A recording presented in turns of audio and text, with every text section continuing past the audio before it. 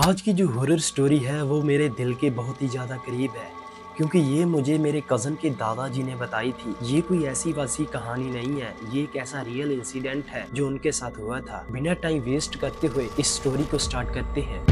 ये बात 1996 की थी, जब मेरे कज़न के दादा दादी यूपी के एक गांव में रहते थे। उनका घर मिट्टी का था, जैसे उस समय ज्यादातर घर मिट्टी के होते थे। लेकिन उनके घर के सामने थोड़ी ही दूर एक ऐसा घर था जो कई सालों से बंद पड़ा हुआ था और गांव के किसी भी व्यक्ति ने उस घर को कभी भी खुला हुआ नहीं देखा था। उस घर के अंदर एक विधवा औरत रहती थी जो कभी भी किसी से बात नहीं करती थी। लोगों का कहना था कि वो महिला बहुत ही भयानक बीमारी से जूझ रही है। कई तो ऐसा भी कहते थे कि उसके ऊपर भूतिया आत्माओं का वास है। उस समय उस गांव में मान्यता थी कि कुछ लोग विशेष नक्षत्र में जन्म लेने के कारण उनके ऊपर भूतिया आत्माओं का वास बहुत आसानी से हो जाता है। कई बार उस घर से बहुत सारी चिल्लाने की डरावनी आवाजें आती थी, जो भी सुन ले उसके भी रोंगटे खड़े हो जाएं। लेकिन डर के मारे गांव का कोई भी व्यक्ति उस घर के पास आज तक नहीं गया था और किसी को कुछ नहीं पता था कि उस घर के अंदर क्या चल रहा है। लेकिन एक रात चिल्लाने और रोने की आवाजें बहुत ही ज्यादा तेज हो जाती है, जिसे सुनकर सारा गांव कांप उठता है। गांव के बच्चे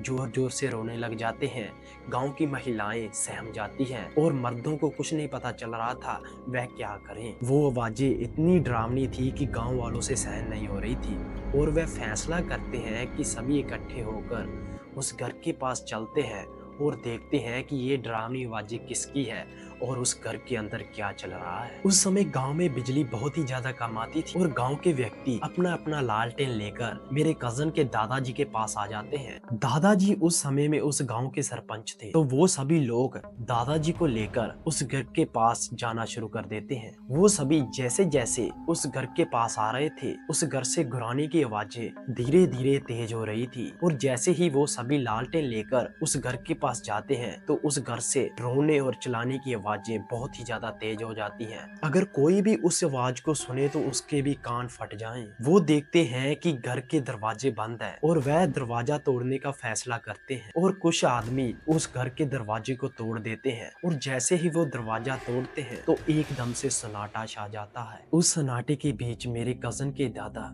जो उस समय के गांव के हेड थे, वह हिम्मत जुटाकर अपना कदम उस कमरे के अंदर रखते हैं। जैसे ही वो अपना कदम रखते हैं, चीखने और चिल्लाने की आवाजें फिर से तेज हो जाती हैं। उन्होंने हाथ में लालटेन पकड़ा हुआ था और वह धीरे धीरे उस कमरे के अंदर जा रहे थे और वो जैसे जैसे अंदर जा रहे थे उनकी दिल की धड़कनें बहुत ही ज्यादा तेज हो रही थी। आगे जाकर उनको अजीब सी आवाज सुनती है। ऐसा लग रहा था कि कोई व्यक्ति अपने मुंह में कोई चीज को चबा रहा हो। जैसे ही दादाजी अपनी लालटेन की रोशनी उस आवाज की दिशा पर करते हैं, जिसे देखकर उनकी भी आंखें फट जाती हैं। उस घर के कोने में वही विधवा औरत अकड़ी हुई बैठी हुई है, जिसके कपड़े पूरी तरह खून से लिपटे हुए थे, बाल बिखरे हुए थे और जोर जोर से चिल्ला रही थी और रो रही थी। उन्होंने देखा कि उसके हाथ में एक जिंदा मुर्गी थी और वह उसे ऐसे खा रही थी जैसे कोई फल खा रहा हो और उसके मुंह में से खून टपक रहा था, जिसे देखकर दादाजी के पैरों तले जमीन निकल गई और सभी गांव वाले एकदम से डर गए और वह भागने की कोशिश करते हैं, लेकिन कोई भी वहां से भाग नहीं पाया। ऐसा लग रहा था कि उनके पैरों को किसी चीज ने जकड़ लिया हो और वह सभी डरने लगे और रोने लगे। और वो विधवा औरत एकदम से मेरे दादाजी की आंखों में देखती है, जिसे देखकर मेरे दादाजी भी कांप उठते हैं। वो देखते हैं कि उस विधवा औरत की आंखें पूरी तरह लाल थी और वह घूर घूर कर देख रही थी। बिना कुछ बोले वो औरत दादाजी के ऊपर एकदम से लपट पड़ती है और जोर से उनकी गर्दन पर काट देती है और काटते ही कजन के दादाजी जोर से चलाते हुए अपनी नींद से उठ जाते हैं और उन्हें लगता है कि ये एक डरावना सपना था और उनकी चीखने की आवाजें सुनकर सारा गांव वाला उनके घर के पास आकर इकट्ठे हो जाते हैं और पूछने लगते हैं, सरपंच साहब क्या हुआ? आप इतनी रात को जोर जोर से क्यों चला रहे हो और आपके कपड़े इतनी ठंड में पसीने से कैसे भीगे हुए हैं? तभी दादाजी पीने के लिए पानी मांगते हैं और जैसे ही दादी दादाजी को पानी देती है तो दादाजी देखते हैं कि उनकी गर्दन पर वही काटने के निशान थे, जिसमें से बहुत ही ज्यादा खून निकल रहा था और वह सारी बात गांव वालों को बता देते हैं और गांव वाले और मेरे दादाजी सभी डरने लगते हैं।